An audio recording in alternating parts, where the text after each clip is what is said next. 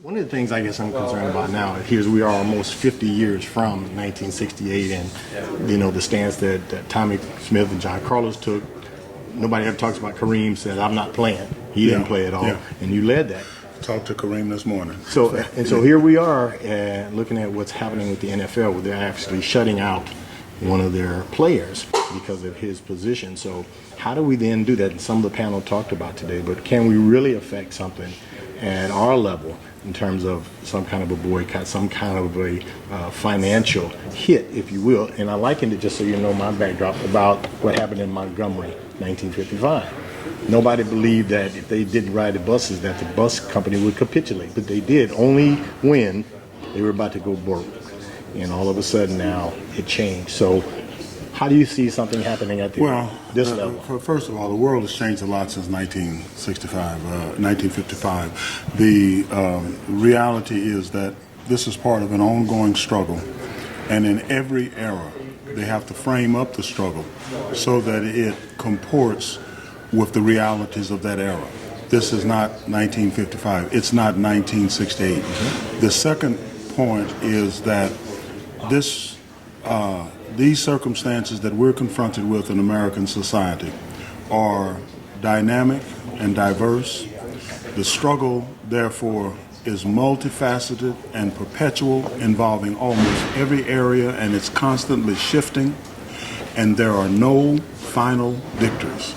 So it's not like, well, the Jackie Robinson thing failed, or the 1968 effort failed, or what happened with what is happening now with Colin Kaepernick and LeBron James and these guys are going to fail.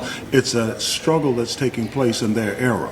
And this era has all kinds of tools that were not available in 1968. They most certainly were not available in 1955. Right.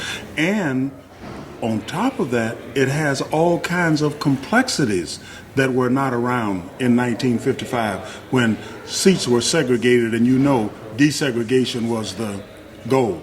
Even 1968, when we were playing at places that we couldn't work. Right. We can work now. Right. In some instances, in almost every institution. Right. You can't run a football team in Division I now unless you have some black coaches. You can't run a football team at the NFL level unless you have some black coaches. But are those black coaches head coaching candidates? Are they simply there to control the locker room? Are they there on the track that's going to eventually get them to be a head coach? All of those issues are still there, but it's more complicated.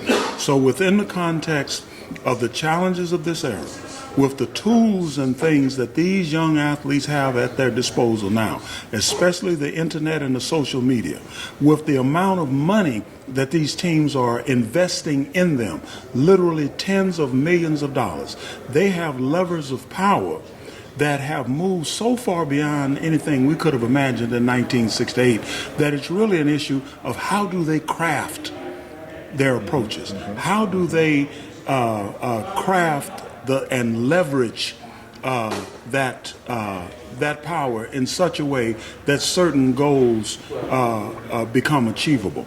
Defining those goals, how those goals are projected, and so forth is paramount. This is why Black Lives Matter is so important. It framed up the arguments for people like Colin Kaepernick, right. For people like the Seattle Seahawks, for people like LeBron James and CP3 and D. Wade and Carmelo Anthony. It framed up the arguments for Maya Moore and Tina Charles in the WNBA. That work has to be ongoing. We have more tools now, better tools. We have more power now, better power, if you will, than getting a bunch of people to sit in the front seat of a bus. Right. But we also have more complex issues in this era to deal with. We have to be able to think better, think more clearly. That's right. And that's where this media, academics such as myself, structures and organizations such as this Institute for the Study of Sport, Society and Social Change here at San Jose State, that's where these entities come in. That's right. It's which I never could have dreamed of 50 years ago. Yeah, 50 years ago. That's right. I mean, that's right. Got to keep it scheduled out. Thank you. Good. I appreciate it. Thank you. Thank you.